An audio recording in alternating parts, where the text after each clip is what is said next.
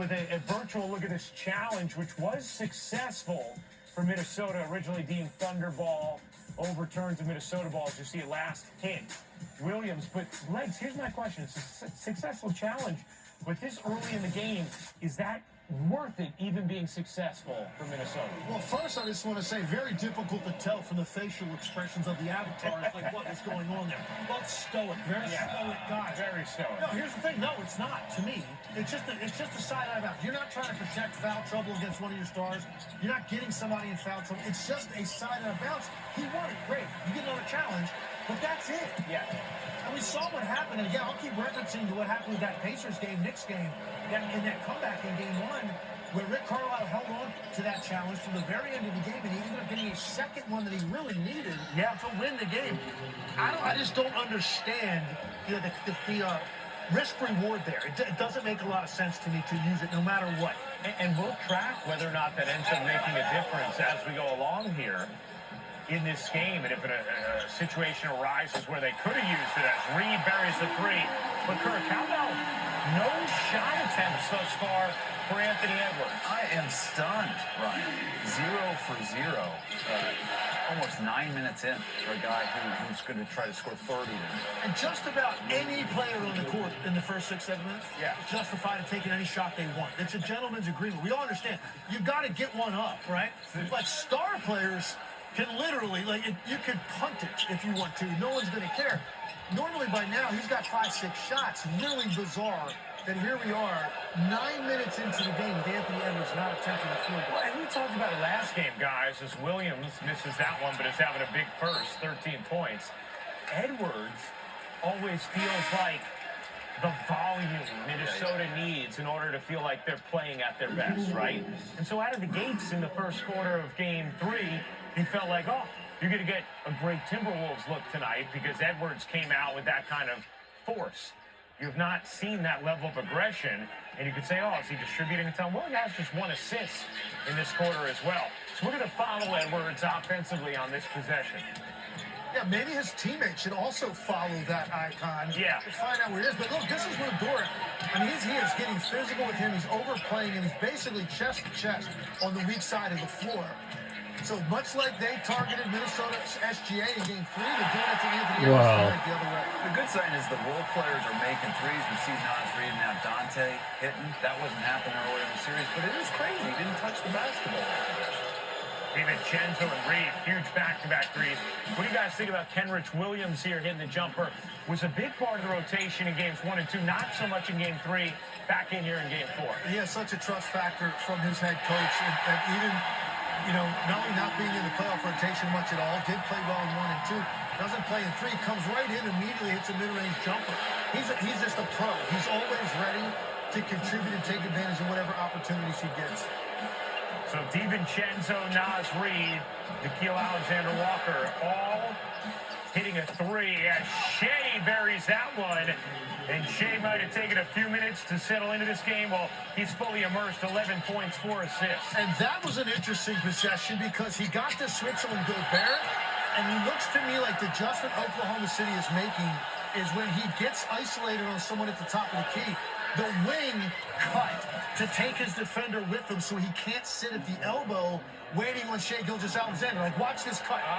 Dort takes Nickeil Alexander-Walker with him, and that lets Shai know he's got that whole side out right now. He ended up taking a 3 on that one, but he could have easily gotten to 18 feet and shot that pull-up against Gobert. Kind of play DC 96 might want to take a look at later. I think DC 96 is very interested in that. It's a good adjustment if that's what they did. And if not, I just suggested it for them because it worked on that possession. For those of you just joining the Insight Cast for the first time, we are only 3.5 games old after all. DC 96 is Legs' avatar in his immersive virtual reality replays. And here we go. SGA and J-Dub are both coming out hot. Yeah. And both played miserably in game 3. I think J-Dub has already matched his game 3 output. And SGA is off to a great start, Ryan. 5 of 7, and here he is at his favorite place on the basketball court. Yeah. Drawing 29 free throw attempts in the first 2 games, just 4 in game 3. Kirk, you highlighted as a key tonight for Minnesota, but he gets 2 early ones here. Yeah, love it or hate it, that's a key to his volume. And the Timberwolves did a great job only giving him 4 free throws in game 3, among other things they did well. That they gotta keep doing that. 13 for Shea in the quarter. Meanwhile, Edwards has not attempted a shot. Here's DiVincenzo swimming through and floating it in. You know, if Minnesota wins this game, you're going to think about these moments where DiVincenzo, Reed, Alexander Walker came off the bench, made big contributions to try and hang close, while Shea and J-Dub were going off. Yeah, but it's given a lot of game 1 when DiVincenzo shot more shots than Edwards at the end of the game. Yeah. You can't do this. And Joe buries the 3. Well, Oklahoma City is 6 of 11 from 3 in this first. Minnesota 5 of 10 themselves. Edwards, count it, plus the foul.